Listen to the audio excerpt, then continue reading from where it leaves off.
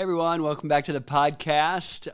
For those of you who maybe missed the last episode, we've changed up the format a little bit, and Lauren is here asking me questions, and we're kind of making it more conversational, hopefully more personable. And first one went great. We loved it. If you missed it, check it out. I thought it was a good inaugural kickoff. All right, so Lauren, why don't we get started today? I know you want to talk about growing your company. Yes, exactly. So thanks again, Devon, for having me back. So we were talking about growing companies the other day, and as a fun experiment, I actually went back and Googled what can I do to help my business grow, and I want to talk to you about what Google came up with and what this makes you think of. So when I put that in there, I got a bullet pointed list, and here's what it came back with: build a sales funnel, use social media, franchising, and again, this is how to grow your business, increase customer retention, analyze your competition, reduce risks, establish loyalty, and it ended with leverage Google, which I thought was a very nice plug for them. Snuck that one in there. Yeah, snuck it in there. So, and that was where it ended. And so I wanted to get your thoughts on the list because I have a feeling you think that there's probably some important stuff that's left off of it. You know, I'm a growth guy. That's my thing. Like, I am not interested in companies that just kind of make money, and that's weird to say, right? But I'm just talking about like, it's a great company. It's going to be here forever. The growth rate might be 2 or 3%, but it's super profitable. You know, that doesn't excite me. I like businesses that grow. Like, I'm a coach. You know, it's one of the things I like about coaching is I like to watch the players grow. I like to watch the team get better. Like, that's what my passion's around. So when you talk about growth, like I don't disagree with any of those things. First off, like there's a ton of focus on sales in there, and I think often neglected. A lot of people don't like that side of business. And if you want to grow your company, like, where's it start? It starts with sales, right? Yeah. Sales and marketing, right? So I think first off, people need to recognize that. So I don't disagree with any of that list, but as I've like reflected kind of on our companies and like when they kind of have those, next level ideas, next level production, all of a sudden, huge ramps, it's never gone back to me for it all, right? Like I like to think I'm a good leader. I like to think I've done some good things, but it's always been because of our people. Mm-hmm. There's been, a person that kind of came in and looked at something differently. So a person that came in and challenged us, maybe brought new ideas, new products. Just like, it's always been like the people have always been the key for me for growth. And I think it makes sense. Like, maybe it's just my approach because as a coach, like, you can't have a great team unless your players individually grow. And I think there's so many commonalities between being a great business leader and being a great coach. And so as I look at and I listen to that list, I think people have been left off. Mm-hmm. And really, at the heart of business, it's people. Mm-hmm. It's not product, it's people. Yeah. Right? There's all kinds of businesses with the exact same product, totally different outcome because of the people. Who's behind it. Yeah. Okay. So what do you think that means? How do I invest in my people, or how do I grow my people? Yeah, it's a good one, Laura. There's so much to kind of dig into here. And we talk about this in like a lot of leadership groups, and particularly when I'm around other CEOs or other entrepreneurs, a lot of topics around here because people, like, this is the most common answer. Like, I was at a conference, and the question over and over again was, how do I find good people? Yeah. Right? That was what everyone wants to know. Like, how do I find good people? And it's funny because, like, I'm a coach, right? Mm-hmm. And so I see things through a similar lens, but slightly differently. And I'm like, you don't find good people. You make good people. Mm-hmm. Like at the end of the day, like I'm in trial week with soccer, right? And your freshman class rolls in, maybe there's a transfer here and there, but like I coach soccer, Ronaldo's not transferring to my school, right? Like if that's what you're waiting for to like have a winning season or win state, if that's what you're waiting for, like it's not going to happen. And like what's going to happen is you're going to have this incoming freshman class and you're going to have to work with them and develop them to be the best that they can be. And that's like, leading a business, right? Yeah. Like people out of the box don't come built the perfect robot. They're not the perfect people aren't robots, right? You don't order up someone that says, I need 2/3 marketing. I need this, that, like you don't get to order up people. They're people, right? And everyone has a role to play, but your job as the leader is to get the best out of them. And so when I would hear these people saying like, we would be so much better if I just had good people. I don't think the people are the problem. I think you're the problem because you are the leader of the people. The negative side of all of this is whenever I've had a problem in an organization like a department, every single time it comes down to leadership. Like they're not growing their people. They don't take care of their people. It's never a sales problem. It's always a sales leadership problem. Yeah. It's never a marketing problem. It's always a marketing leadership problem, right? And so, and people think like, oh, we just need to hire better people. Now, listen, there's there's tricks to hiring, right? Like there's some stuff you want to dig in there, but like at the end of the day, grow your people. Grow your people. Have you had in your experience, maybe kind of a loaded question, but in your experience, someone that you hired where you're like, I don't know exactly how they're going to turn out, but because of the growth or because of the effort that you put into focusing on them, they surprised you? Well, funny, I don't think I've ever hired anyone and knew they were going to work out, right? Okay. And that's one of the questions. Exactly. Yeah. That's one of the great things about it. Like, that's one of the great things about relationships in general, right? Like, people like that don't have friends, it's because they're waiting for the perfect friend. Like nobody's perfect. People aren't perfect. I'm not perfect as a leader. Yeah. But so people get so hung up on, I have to hire this perfect robot. Like they're not robots, they're people. And so like I said, we're talking about hiring, right? So first off, if you are looking for people, I want to give some practical stuff here. If you're looking for people and you're doing hiring, first off, you have to have a very clear job spec. And there's certain things, right? Like they have to have the core competency, right? What is it? The 3 C's? We just talked about that. Well, it's core competency, character, and commitment, right? You kind of check those boxes and it's like, great, I've got somebody I can work with, right?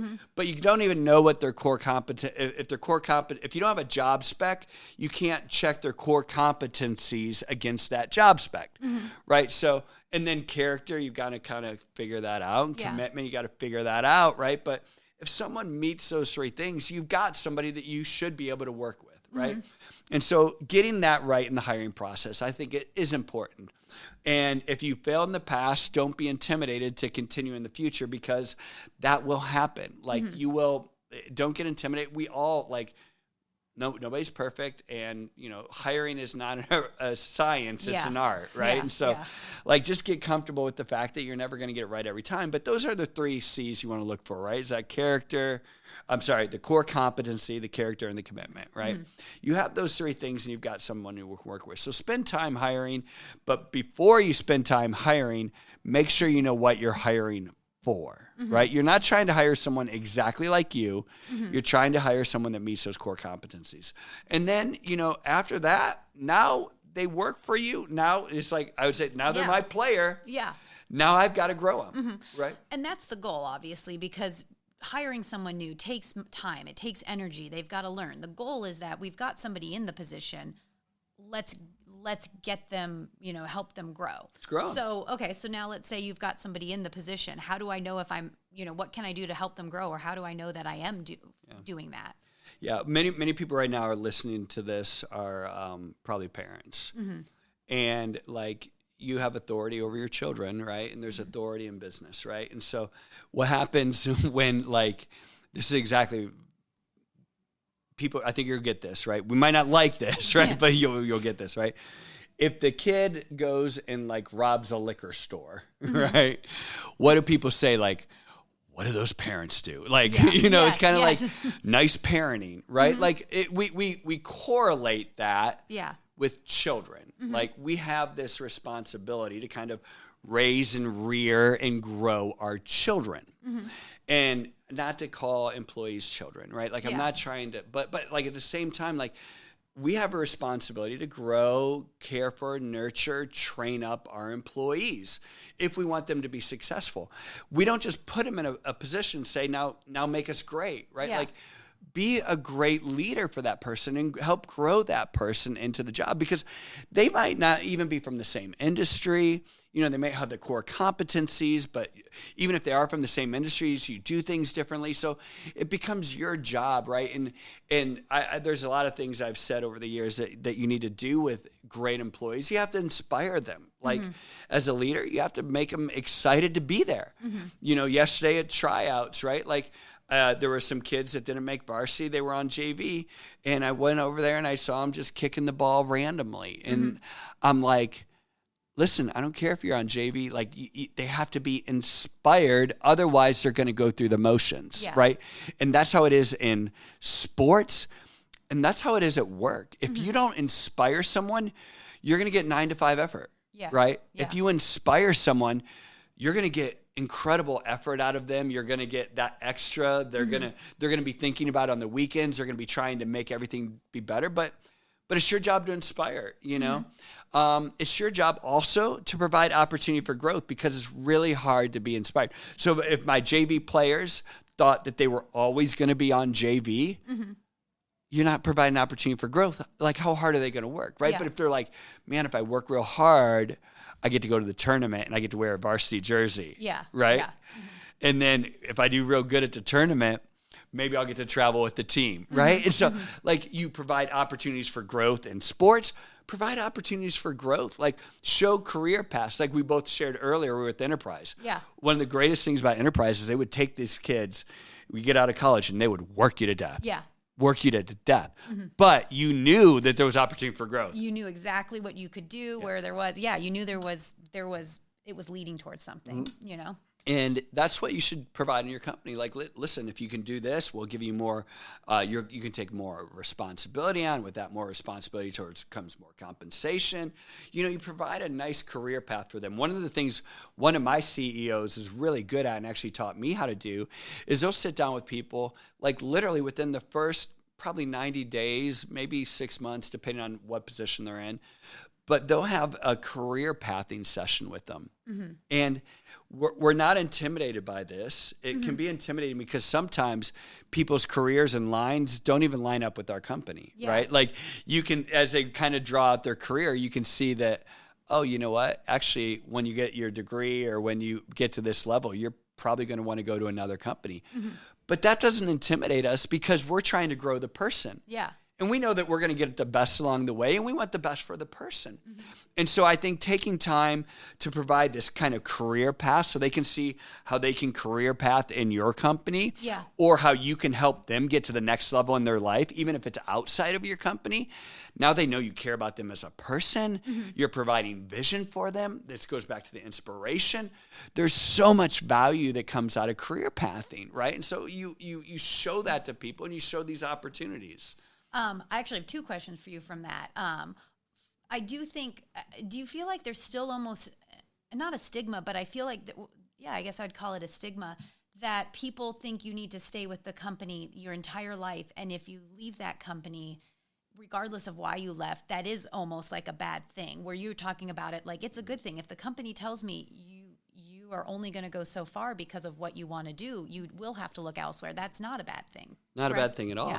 Yeah. I came from, my parents were wonderful parents. And one of the reasons I'm here today is because how they taught me how to work and the value of $1. And, their work ethic was amazing.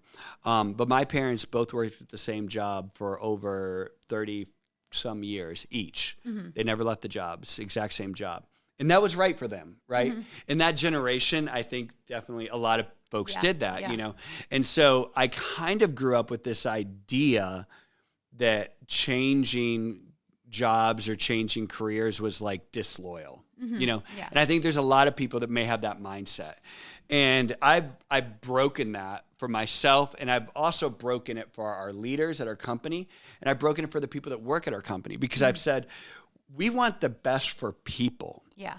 When you have the best for people, that in mind, you will get the best out of them. You know, so it's, you know, there's, you know, somewhat of an ulterior motive here. Yeah. But at the same time, like, don't you want the best for the people that you care about, right? And you know, so my daughter right now is working part-time at our company. She's going to school for counseling. You know, she works right now in our marketing department, and she's kind of this assistant. You know, she's very junior. And she was talking to me, literally, this was last night, we were talking about this. And she's like, Dad, you know, I'm thinking about counseling, and I don't think I'm doing very good at marketing. And I'm like, well, why don't you talk to your supervisors, and why don't you have them help you career path? And she's like, well, what does that mean? And I kind of explained this to her, right? That's my next question, actually. I'd love for you to walk us through career path, but sorry to interrupt. Yeah, no, okay, I'll come back to that. Yeah. And I was like, well, why don't you explain that to them? And she's like, well, but like right now I'm in counseling. She's almost like whispering, like someone's listening to the conversation. And she's like, I think I, you know, maybe want to be in counseling someday. I said, well, if you stay with the company, maybe that leads you down an HR path instead of marketing. And she goes, well, isn't that going to make my managers mad? I said, your managers care for you, right? Like obviously they want you to be part of their team, but like they care about you more than they care about, you know, someone else will take your job, might even do it better. Who knows, right? But like if you're better in counseling, you know, and you're better in HR, maybe that's where you should go. Or maybe, you know, you talk about it and you say like, you know what, actually, I really want to be a counselor. Maybe I should start working in a clinic. And she's like, well, does that mean I get fired tomorrow? Because I told him I don't want to be here. And I'm like, no, that's not. Like in a healthy company. And I'm not saying there are toxic places.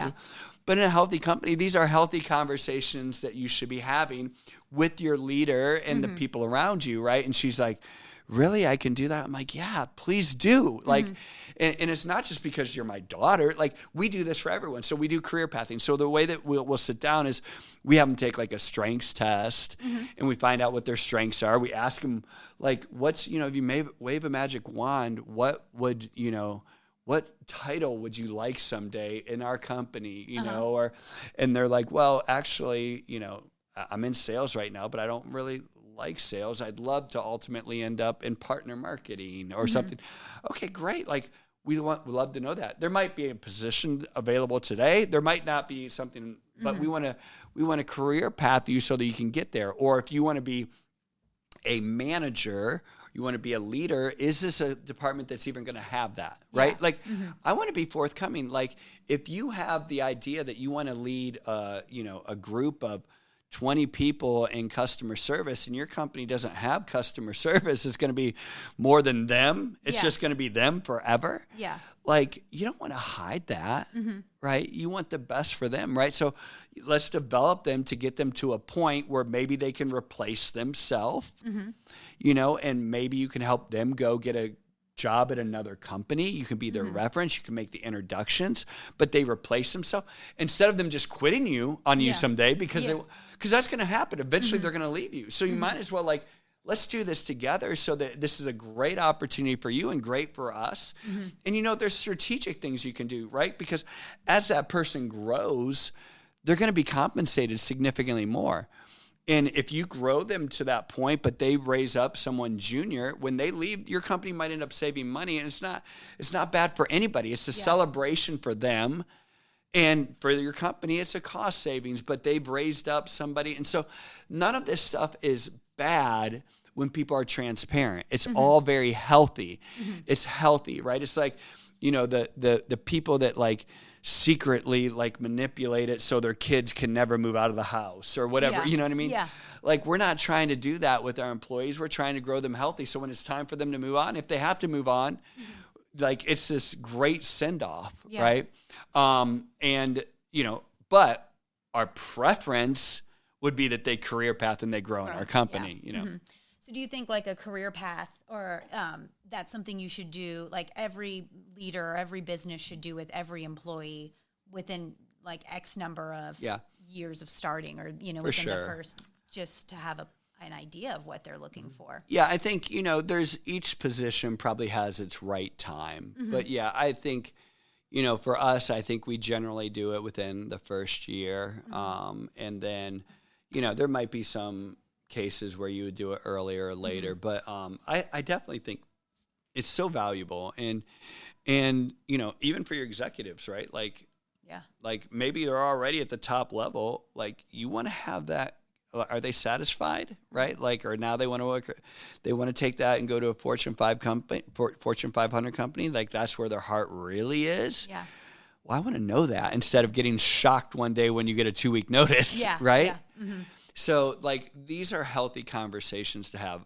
A little uncomfortable, but when there's transparency and trust, it can be amazing for everybody. Yeah.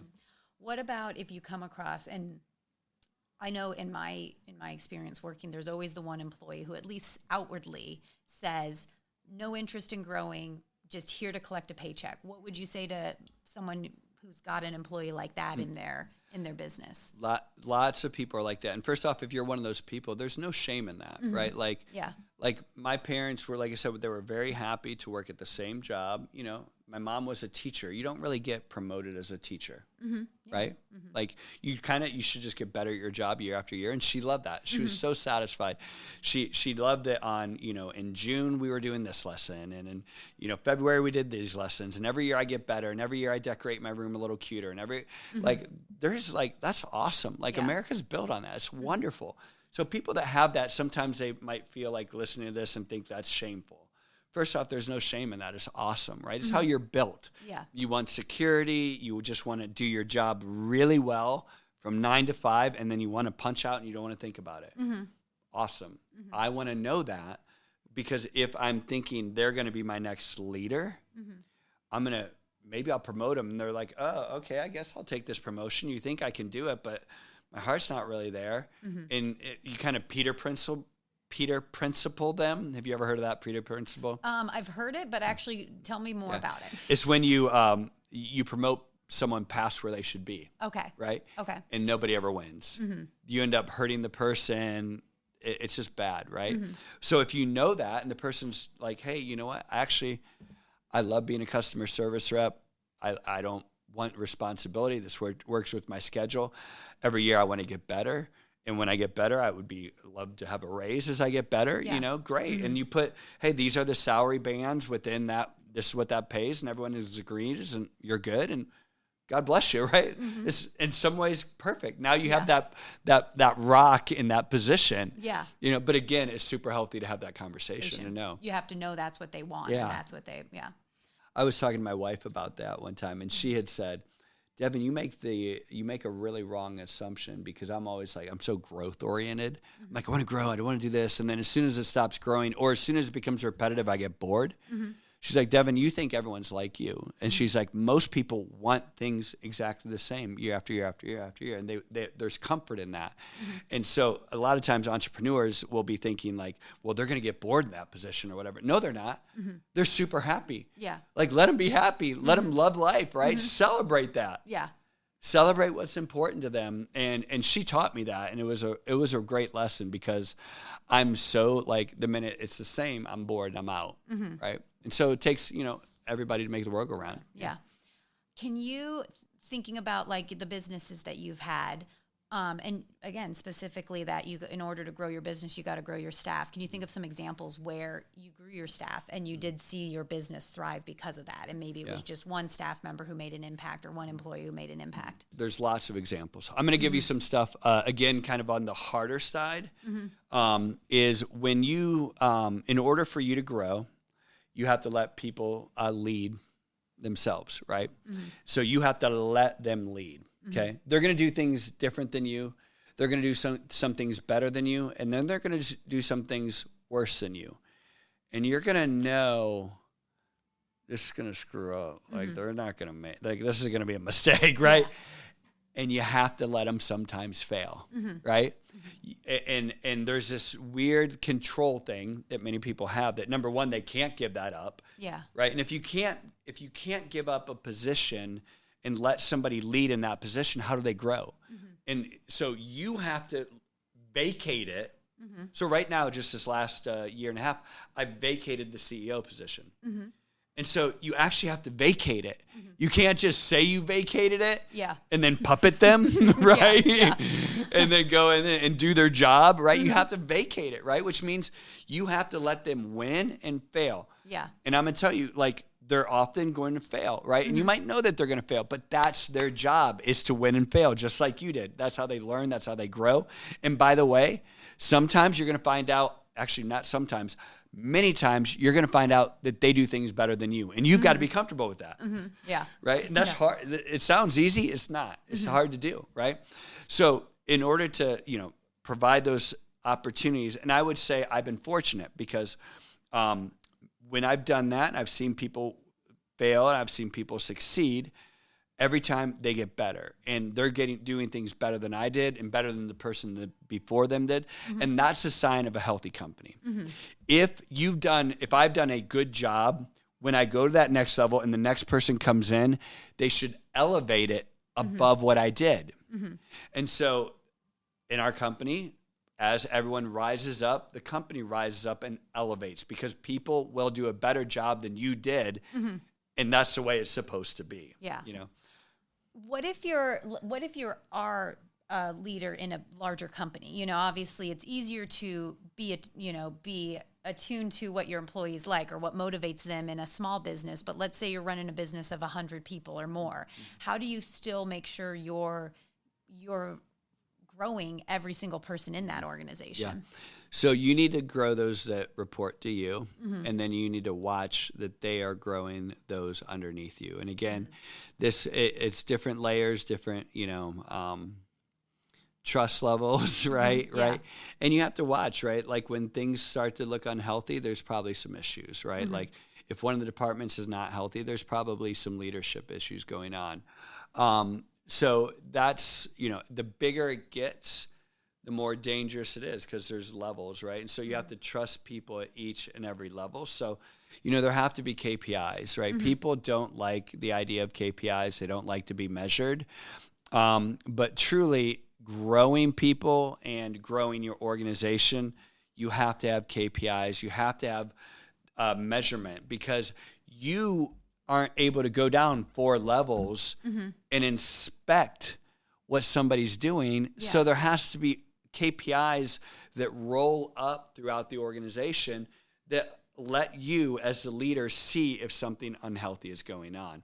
Because as you give up areas of responsibility, you're giving up areas of responsibility, but you still ultimately, you can't, you got to know if you have cancer, right? Like, and so it's like, you can't say like, oh, I feel good. You have to go for your checkup every year, right? You have to get your blood work done. And this is like KPIs show you like, hey, the company's top line is doing great, but this entire org piece, the KPIs are off. What's going on, right? Yeah.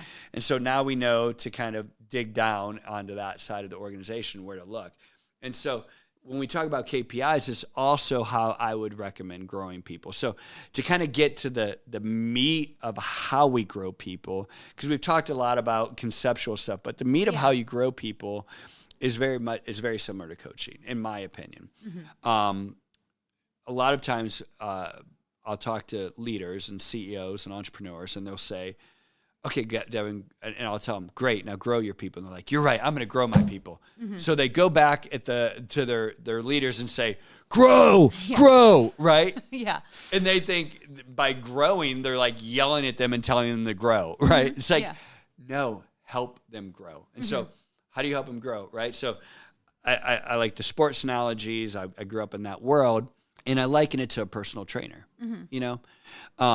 if I want to go to the gym and I'm like, I need help growing, I'm going to hire a personal trainer. Well, as a leader, you're the personal trainer, whether they want one or not, right? You're their personal trainer.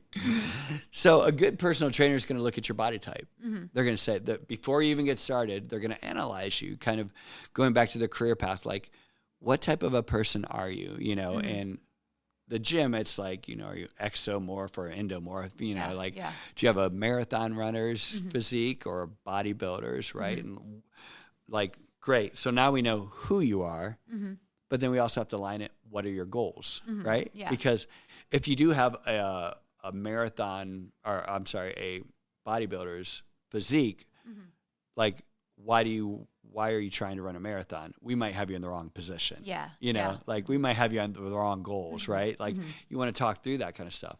But let's once you understand who they are, which is like their body type, their skills, their strengths, right? I'm not telling you to go and take people's body type, but like what their skills are, you know.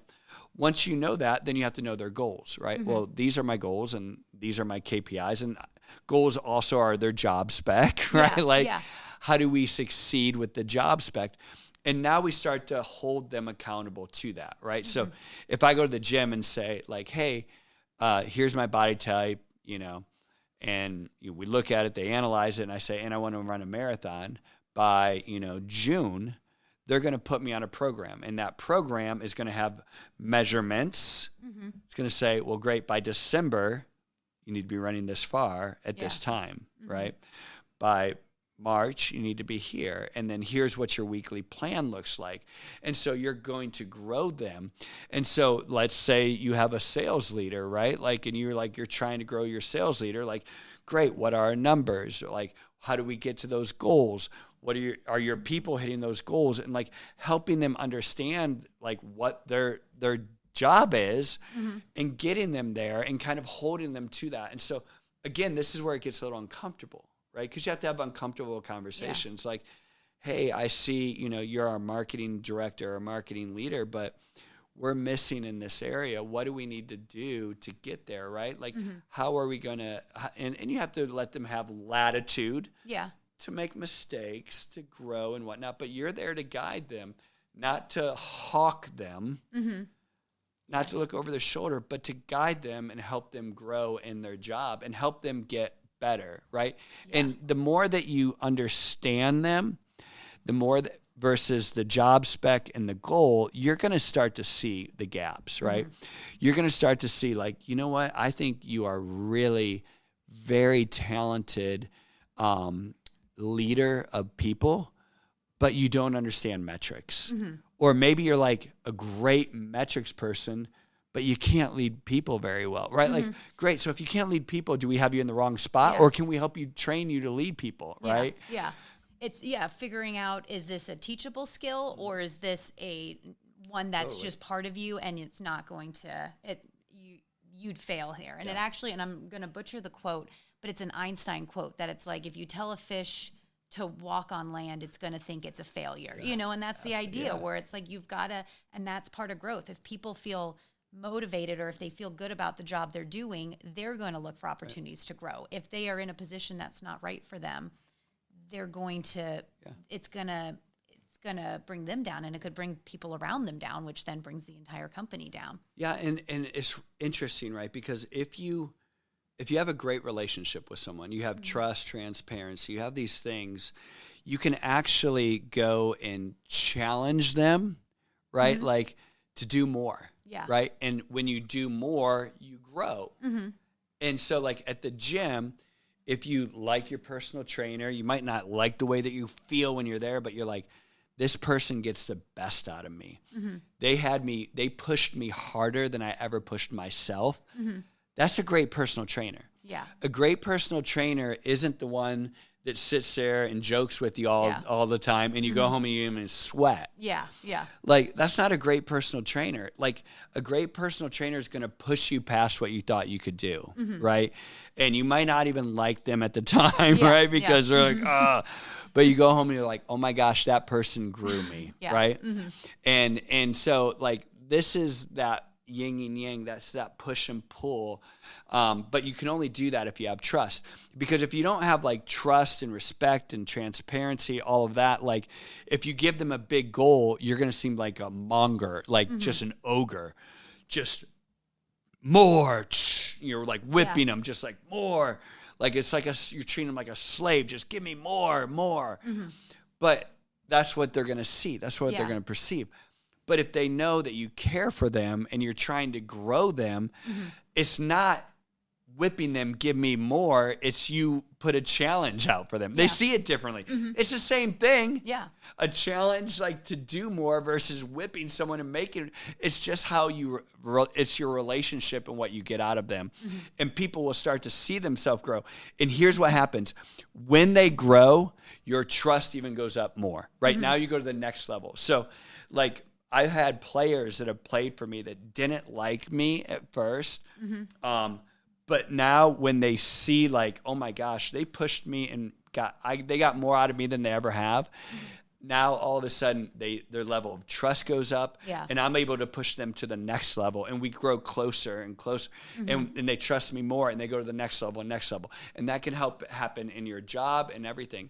And I'm learning this, right? I'm still learning this.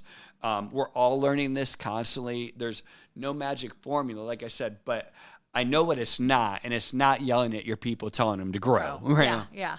What do you think, I mean, that's obviously one of the things you've highlighted, but what do you think some of the biggest challenges are that CEOs face to shift their culture into a growth culture, people growth culture, or just figure out, how to do that? Maybe they have the best intentions, but they're listening now and they're like, maybe I'm not doing that exactly. The biggest challenge is that you're not somebody who grows. Okay. So you have to personally live that out yourself, right? And here's the thing. Oftentimes people want to be CEOs and entrepreneurs because they don't want to answer to anybody. And that's a cold, hard truth. And I know that because I've lived that life. Like there's been points in my life when I'm like, I'm the boss and I don't answer to anybody. Right. And I didn't like who I became during those times of my life. And when I was that way, then I kind of turned into the you grow kind of mentality. And then when I personally realized, wait, no, if I'm expecting my people to grow, they can only do it if I do it, right? And so I had to, you have to have a very humble mindset to lead this way because you have to be willing to grow. The worst hire I ever made in my life was we hired a CEO one time and I should have never hired him. And I knew the minute I shouldn't have hired him was when we were at lunch in an interview and I was interviewing him. And I said, so, what business books do you listen to or podcasts do you listen to? And he's like, oh, I don't really listen to any of that. I don't really do any of that anymore. And I should have known. I was just like, this guy is an arrogant prick, know, and I should have known. And that's exactly who he was. And he literally would go in and basically not these words, but just grow, I mean, and he, but demand it versus, and so like in order to, the biggest hurdle that I think that people have is that in order to lead like this, you have to live like this, and so for me personally, I try to constantly be growing. I try to be growing as a business leader, as a father, as a husband, as a Christian, as a coach. In every area of my life, I try to grow. And I had a conversation about a month ago with one of my players, and we had a disagreement, and I was like, I'm pretty tough on him, and he said, well, coach, he said something like, well, coach, I don't want you to have to change your style for me. And he said, he said, I don't want you to have to change who you are for me. And I said, I'll say N, his name. My job is to be growing. If I'm the same coach that I am this year as I was last year, I shouldn't be coaching anymore. I said, I have to change. And I'm telling you, you have to change. Yeah. But I said, I have to change first. So I'm telling you, I don't want you to think that way because I have to change. And if I'm not being the coach that you need to tell me so I can grow and change. Now, I might disagree with you and we might not do that, but like I personally have to be open to change if I expect my people to change and grow. And so I think that is where people that's where the problems happen. If you demonstrate that in your life as the leader, other people will follow. What do you do? I mean, you said you read books and things like that. What else do you do just for to self-evaluate or get feedback on yourself on, where you can grow? Yeah, I really try to listen, and this is weird, right? But like, I try to get feedback, right? Mm-hmm. Like whether it's an exit interview, mm-hmm. like I read our exit interviews, especially when they're about me, mm-hmm. and it sucks, guys. I'm telling you, it sucks, right? Like nobody wants to hear about, the zits on their face and the boogers in their nose, right? Yeah. Like we don't want to hear about our faults. Mm-hmm. But if you want to grow, you have to be strong enough to hear it, and you have to also understand, like, in the criticism, even if they're wrong, there's always truths. Mm-hmm. Like, I've had many, many disagreements and walked away thinking I'm right. And I think probably I was right, but like there's even truths, in what they said. And so being able to understand that. So I try not to avoid those situations. Mm-hmm. I realize that I'm in a situation where many people want to tell me the truth. Mm-hmm. So I try to allow myself to be vulnerable so that people will. Mm-hmm. And then I, like you said, read books, podcasts, all of those different things. I try to constantly grow in those areas, but really I'm at a point in my life where I need feedback. I need people to give me honest answers. Like mm-hmm. I need to know if I'm being a bad father, mm-hmm. And luckily my wife will tell me, right? And I don't like it. And I will it will be, at first I'll push back, but I'll try to humble myself and listen and learn. And most of the time she's right. Mm-hmm. I'm being a bad father, or someone tell me like I'm being a bad husband, or like, you were you yelled the other day at practice and you weren't right. Right. Mm-hmm. Or like I need those type of things. This is a great story. I have an assistant coach. Mm-hmm. For several years, I got to coach my own sons in soccer. And I had an assistant coach one time. I had a confrontation with one of my boys, my sons on the field. And I'm thinking I was right. Mm-hmm. He was wrong. And boy, is he lucky to have me as a coach and a dad. Yeah. That's exactly what I thought, mm-hmm. right? Like being transparent. Mm-hmm. And later that night, he called me and he said, "Hey, I'm going to tell you something." He goes, and then he went through this whole thing about what I did. And he said, "I would give anything to coach my boys on the field. You have a unique opportunity. And if you don't, kind of change your approach, you're going to blow it." Mm-hmm. And it was like a punch in the throat. Mm-hmm. And I didn't want to hear it. I really didn't want to hear it because I'm like, no, I'm right. Yeah. And then I realized, even if I was right, which in hindsight, I wasn't. Yeah. But even if I was right, I needed to humble myself and change, mm-hmm. right? And so luckily, he spoke into my life in that way. And I think putting yourself in positions where people can speak into your life, or you listen to a message, or you listen to a sermon, or you listen to a podcast, and you evaluate that not against your strengths, but against your weaknesses. Mm-hmm. And understanding those weaknesses and allowing that to change you, because that's how you're going to grow. And even in there's so much power in a leader saying they're wrong. Mm-hmm. There's so much power in a leader saying, "I'm sorry." I think that's what's wrong with American politics today. Not to make this a political podcast, but mm-hmm.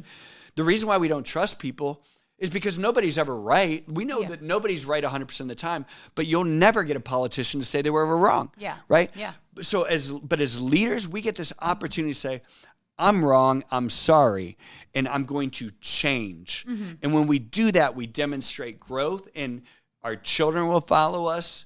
They will start to live that in their own lives. Our employees will do that. That will become the culture of our company. People have mission statements all the time that say, like transparency, openness, blah, blah, blah. But then as a leader, they'll never say, "Hey guys, hey company, I'm the CEO. I was wrong. I screwed up. I made a wrong call." Yeah. Right? But how much, that could be the most powerful thing you ever did. Forget your mission statement, live it. Yeah. Mm-hmm. Was there a point in your career where you realized this, where you were like, "Oh, if I focus, on growing my people, look at all these benefits that came out"? Was there maybe it was one person, or maybe it was a company, and you were like, Oh my gosh, like the light bulb goes above your head. Oh boy. So there's this one person, right? So this is when, I guess I wouldn't say I knew this. I think I've been blessed by people that kind of grew in spite of me. Mm-hmm. But, for a while, I always thought I was right. Like, I used to tell people, I'm like, you should have asked me when I was in my 30s, because I knew everything when I was in my 30s. Now I'm 52, and every year I realize how little I know about everything. Yeah. But I was, kind of a tyrant in my business. I hope I'm exaggerating, but like, I don't know. It was kind of like I always thought I was right. And I met this guy, and I interviewed him for a position, and it didn't work out. But like, he was really challenging to me in the interview. And it was like almost a combative type interview, and I'd never had any of those before. I think because people would just bow down, right? Yeah. Like because I was in this authority, and they would always just play this role like, oh, that's a great idea, Devon, you're right. Mm-hmm. Oh, that's a great idea. And what happened was I had this interview, and I told him, and like I said, the whole interview was a little bit combative, and it was a little uncomfortable, but like, he was kind of intriguing. But at the end of it, or like 2 days later, I called him and said, hey, we decided it wasn't necessarily against hiring you, but we weren't going to do the whole role again or whatever. And he goes, well, you're making a mistake. Mm-hmm. I was like, what? Like, I'm like, who is this guy? Yeah, right? Yeah. Like, and it just kind of caught me, right? And and then he like really kind of earned my respect throughout all of it, and so we stayed in touch. And then later on, about 9 months later, we hired him on as a consultant to do a project for us. And I'm going to tell you, like, he pissed me off so much that I hired him. Mm-hmm. Tell us more. He pissed me off so much I hired him. Yeah, you heard that right. It was, he knows who he is. If he's listening to this, he already knows who he is. And everyone who's listening to this probably in our company knows who it is. Yeah. But like, but he grew our company. Like, his like different way of thinking and challenging, status quo made me realize like how wrong I can be about things, and he's not right all the time either. I'm not right. But like, it started to change. And that's when my mind really started to change, to say, I need to let people have their space and let them grow and let them bring ideas, whether they're good or bad, and let's try them. Right. Yeah.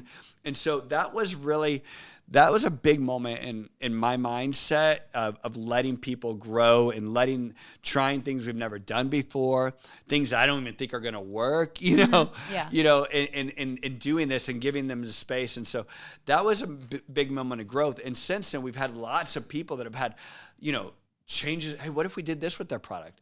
What if we did this with our pricing? What if we did this with our sales team? What if we did, and all of these like revolutionary thoughts, if it was just kind of my tyrannical rule, would have never happened. So these were big milestones of growth in our companies. Yeah. So it seems like, when you create a growth culture in your company, the biggest benefit, or one of the main benefits that's coming out of it, is you're bringing in different ideas, because people feel empowered to make suggestions, or again, not just follow your rules. Would you say that's correct? Without a doubt. Like, and again, that's where you have to let them have space. So now I literally tell people like this. I'm like, guys, I have like 10 ideas. Only 2 of them are good though. Your job is to figure out which 2 and then come up with your 2 of your own good ones, right? Like, so we try to provide space for people to be wrong, but to have ideas, right? And to grow within those, and to take a responsibility. Hey, that's a great idea. Guess what? You're in charge now. Make it happen, right? Yeah. So holding people accountable, again, that's where the growth comes, right? So, and we always want data behind it, and there's other things we could kind of talk about later. So, you don't want your company to become distracted with fantasies. There has to be concrete stuff behind it, but like, you do want people that are going to challenge you, status quo, push past, bring ideas, those type of things, because that's an indicator of that they're growing, and that you can, as a company, grow as well. So, So what do you think, if we, again, business leader listening today, what's the first steps they can take to start implementing this kind of culture in their business? So this is hard. easy podcasts to listen to, probably inspiring, probably going, ooh, I'm going to do that. But as a business leader, they walk away from this and you have to fight the temptation to scream grow, right? You also have to fight the temptation to think that they're going to do it on their own. And also that they are a perfect robot. Like if they're not doing this, it's because you didn't hire the right person, right? Like you have to create the culture. And again, I would say it starts with you. So you really got to analyze yourself. You've got to demonstrate that as yourself and that this is how you live and this is how you want, the company to kind of live. And then from there, I think you meet with your key leaders, right? It can start with that career pathing. It can start with their KPIs and their goals and their job spec, and really kind of having a heart to heart to say, listen, here's your goals, here's your job spec, here's your career path, right? Like where are we at on each of these? Where are we succeeding wildly and where are we failing, right? And how can I help you get to these next levels, right? And now you start to say, okay, well, listen, we're failing miserably here. Is this just dumb, right? Is this not something that's even beyond you, right? Or if it is, no, you're failing. Great, let's call a spade a spade. Yeah. How do we grow this? How do I get you to grow in this area, right? Like, how do you, you're in the gym every day, but your eating sucks. You know what I mean? Yeah. Like, great. How do we get you to that? How do we help you with this eating thing? How do I hold you accountable to that? Or maybe even the goals are wrong. Maybe the job spec's wrong. Maybe all these things. But I think starting there, your goals, your job spec, and who they are, and sitting down and like really understanding that as a starting place, and then being consistent with it. And this is where people fall off, right? Why do you never see change? Because you don't consistently go to your personal trainer. You don't consistently do the work behind it. So your job as a leader is to make sure there's that consistency, and that's what you do. You lead, you grow, and the company grows. Question for you actually on that. What do you think about like companies that offer financial money towards another degree or certificate? Like, do you encourage that? Do you think that's a good idea? Yeah, the way we do it is we'll do we'll pay for college courses, we'll pay for them to get a degree. They have to have a skin in the game, okay? And then typically there's a commitment behind it. You know, so there's smart ways to do it. Again, so everybody wins. Yeah. But definitely like going to conferences, there's like, hey, I'm a marketer and I want to go to this digital marketing conference. Awesome. Let's look at it. Let's make sure it's not a Vegas trip that you're just going to go. Have a plan behind exactly. it. Like you're going to come back, report on what you found out. Like what were the business applications? I think there's very responsible ways to do it to allow them to grow professionally, but also to make sure that, listen, you're getting something, the company's getting something, and we're investing in you. And then I also think compensation is a really big part of this, right? Like enterprise does this very well, right? Like as you grow, right? Like I personally don't believe in, hey, I've been here another year, pay me more money. Yeah. Like you've been here another year. Like I don't care if you've been here a year or 5 years, like maybe 5 months. In 5 months, if you've doubled your responsibility, great. Let's talk about growth, right? So like I think compensation, appropriate compensation, whatever that means, whether it's growth-oriented goals, whether it's, as you hit these milestones, as you add value, but having them have clear line of sight. Like I think in our career path, a lot of people actually say, at this mark, this is the dollars I make. So it's not even a question of how much money they make. They'll know that like, hey, I'm headed to, by this time, I'm growing at this rate.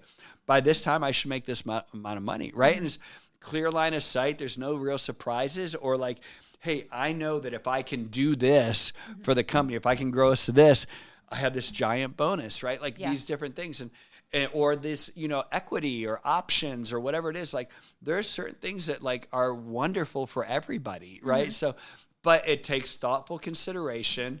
And then you as, the leader need to see how it fits in as a whole, right? Like you can't go 10%, 10%, 10%, 10%. All of a sudden you gave 150% of the company away, right? Like, you have to be very clear in all of it. So it's much easier said than done. But like if you're methodical, thoughtful, like I think there's lots of really great ways so everybody wins, It's the intention behind it because you can't just throw money at somebody and think that they're going to perform just because of the money. There's got to be the purpose behind it. Yep. Okay. Well, this has been fun. Yeah. You know, if I was to wrap this, I would say I think most people understand the concepts of this. The tangible piece is kind of doing it, right? Like evaluating your people, figuring out who are the people that I'm trying to grow and how do I teach them how to grow, and then can they teach the people underneath me, right? And so there's a lot of work. It's not something you just throw over the table to HR and say, hey, HR, you're in charge of growing our people, right? Like this has got to be top down. This has got to be from the leader. They've got to demonstrate it themselves. But I believe that you're going to, when you get the right people in the right positions with the right goals, you know, and you're pushing them and challenging them in the right ways, you've got that, you know, endomorph body running a marathon race and you're pushing them hard, like they're going to do things that they never thought were possible. They're going to be so rewarded. They're going to enjoy their life. They're going to go home happy to their family. You know, they're going to be a better parent. They're going to learn how to grow at work and therefore by learn how to grow as a parent. You know, this is just healthiness. Like when you think of healthy organizations, this is what a healthy organization looks like. Yeah. You know, it kind of, it takes people, I don't think most people are inherently toxic, you know. It kind of removes a lot of that and provides this opportunity for healthy growth. Yeah, makes sense. Yeah, cool. Great. Well, this is fun, Lauren. Yeah. And I look forward to our next topic. Do you have an idea what that one might be? I'm going to surprise you. Okay. All right. Thank you. All right, everyone. Thanks for joining us. I hope this was a pleasure. And I know it's therapeutic for me, and I hope it helped you.